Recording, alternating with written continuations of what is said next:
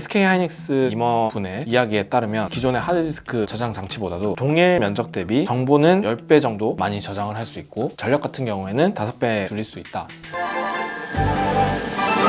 요즘 낸드 플래시 시장이 굉장히 핫합니다. 삼성전자가 아주 최근에 9세대 V낸드 발표를 했고요. 또 최근 eSSD를 활용한 저장 장치가 많이 언급되어 있음을 느끼셨을 겁니다. 그럼 지금부터 기술이 어떻게 흘러가고 있는지 살펴보겠습니다. 낸드 플래시를 보면은 정말 손톱만한 크기의 칩입니다. 근데 이거를 현미경으로 자세하게 한번 들여다보자. 이런 구조가 나옵니다. 수많은 층수 안에 구멍을 여러 개를 뚫습니다. 채널 홀이라고 하는데요. 채널 홀을 뚫으면서 기억 소자를 만듭니다. 그러면 한 개 셀에 몇 개의 숫자를 넣을 것인가? 그것도 상당히 중요한 이슈인데요. 싱글 레벨 셀, 멀티 레벨 셀, 그리고 트리플 레벨 셀이라는 이야기를 주로 씁니다. SLC 같은 경우에는 한 개의 기억 소자가 있으면 여기에 0 또는 1, 두 개의 경우만 집어넣을 수 있는 거고요. MLC는 멀티죠. 한 방을 두 칸으로 나눠가지고 0 또는 1, 또 0 또는 1. 그러니까 총 4가지 경우가 나올 수가 있습니다. TLC 같은 경우에는 한 방을 3칸으로 나눈 거예요. 그래서 총 8가지 경우의 수가 나옵니다. 그리고 마지막으로 QLC 같은 경우에는 4개의 숫자를 넣을 수가 있는 거예요. 그러니까 총 16가지의 경우의 수가 나오게 됩니다. 자, 그러면 이제 삼성전자 최신 제품 V낸드 스펙을 따져보면 V9의 경우에 286단에 1TB의 TLC 방식의 3D 낸드 플래시를 개발을 했죠. 테라는 조입니다. 그러니까 1조개의 0 또는 1이 들어갈 수 있는 낸드 플래시라는 뜻이고, TLC 그러니까 한 소자 안에 3개의 숫자가 들어갈 수 있는 286단의 V낸드라는 뜻입니다. 이게 얼마나 복잡한 기술이라고 볼 수 있냐면요. 한 개의 낸드 안에 1조개의 숫자가 저장될 수 있는데 한 개의 소자당 3개의 숫자가 들어가는 거니까 약 3333억 개의 기억 셀이 손톱만큼 작은 이 칩 안에 있는 것이고, 3333개의 소자가 286단에 걸쳐서 있는 거니까 약 11.6억 개의 구멍이 뚫려 있다는 뜻입니다. 얼마나 정교하게 단을 쌓고 구멍을 뚫고 여러 개의 소자가 모여 있는지를 볼 수가 있습니다.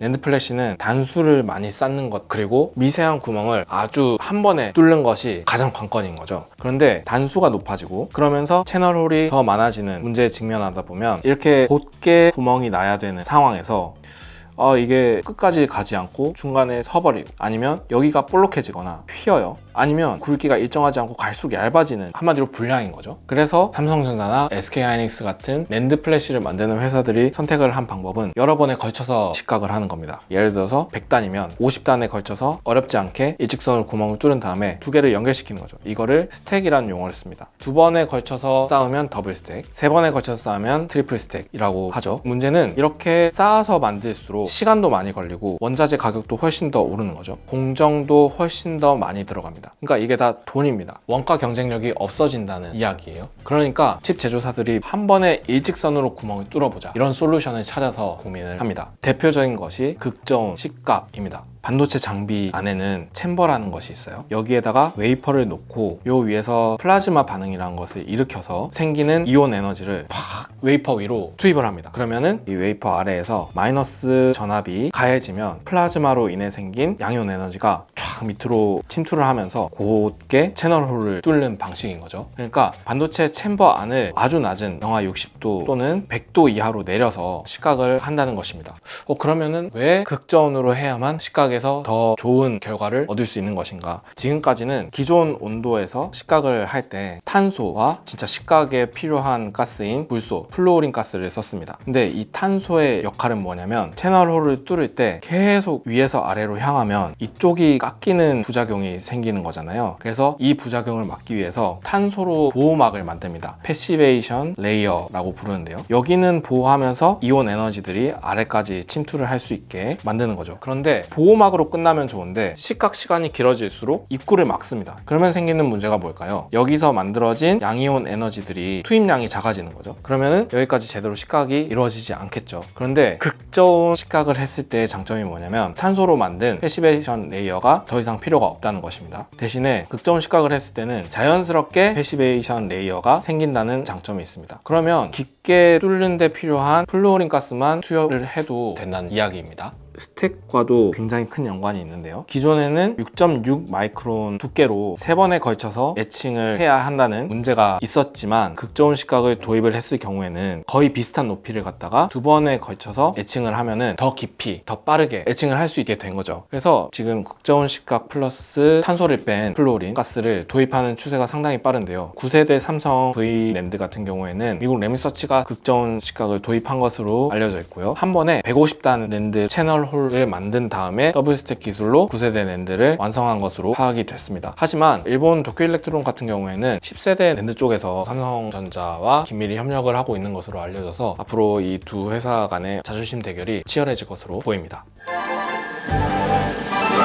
최근에 삼성전자와 SK하이닉스가 컨퍼런스 콜이나 실적 발표를 통해서 상당히 강조를 하고 있는 단어입니다. ESSD. E는 엔터프라이즈의 줄임말입니다. 기업용 SSD라는 거죠. 기업용 SSD가 왜 갑자기 유행이 되었을까? 이게 또 AI 열풍을 피해갈 수가 없습니다. AI 시장에서 ESSD와 함께 가장 많이 설명이 되는 것이 한 개의 셀에 4개의 숫자를 넣을 수 있는 읽기에 아주 특화된 QLC 기술입니다. 정말 쉬운 예를 들어서 1101이라는 데이터를 불러와야 한다고 가정을 해봅시다. QLC 같은 경우에는 한 개 소자에 4개의 비트를 저장을 할 수 있으니까 1101이 저장된 공간을 바로 밖으로 빼낼 수가 있는 거죠. 하지만 MLC 같은 경우에는 한 소자에 2개의 숫자를 저장을 할 수 있죠. 그러니까 11이 저장되어 있는 곳을 찾아야 하고 또 01이 저장되어 있는 공간을 찾아야 하니까 꺼내기까지 이 일이 2배가 된다는 겁니다. 그러니까 읽기 속도가 QLC가 훨씬 더 우월할 수밖에 없다, 이런 결론에 이르게 되는 거죠. 그런데 사실 QLC의 단점도 많습니다. 첫 번째는 안정성입니다. SLC부터 QLC까지 봤을 때 한 셀에 많은 숫자를 저장을 해야 하는 만큼 QLC의 정보를 저장하기 위한 약속도 SLC가 단 2가지에 불과하다면 QLC 같은 경우에는 16가지나 됩니다. 그러니까 프로그램을 16가지의 경우를 해야 한다는 뜻인데요. 그만큼 안정성이 SLC나 TLC보다는 훨씬 더 저하된다는 단점이 있습니다. 그리고 하나는 수명입니다. 한 개의 셀에 더 다양한 정보를 저장하고 빼내다 보면은 소자가 아무리 튼튼해도 SLC보다는 수명이 짧기 마련이겠죠. 그럼에도 불구하고 QLC가 AI 시장에서 상당히 주목을 받는 이유는 AI 서버를 운영하는 회사들 같은 경우에는 공간을 많이 줄이고 싶어 합니다. 같은 공간 안에 훨씬 더 많은 정보들을 저장을 하길 바라고, 또 이왕이면 전력이 좀 소모가 적은 저장 장치를 활용을 해서 전기요금도 좀 덜 내고 싶고 그러면서 이윤도 더 많이 내고 싶고 이런 욕구가 있기 마련입니다. SK하이닉스 임원분의 이야기에 따르면 기존의 하드디스크 저장 장치보다도 동일 면적 대비 정보는 10배 정도 더 많이 저장을 할 수 있고 전력 같은 경우에는 5배 줄일 수 있다 얘기를 했었죠. 이런 여러 장점으로 QLC ESSD가 AI 시장에서 각광을 받고 있는 것입니다.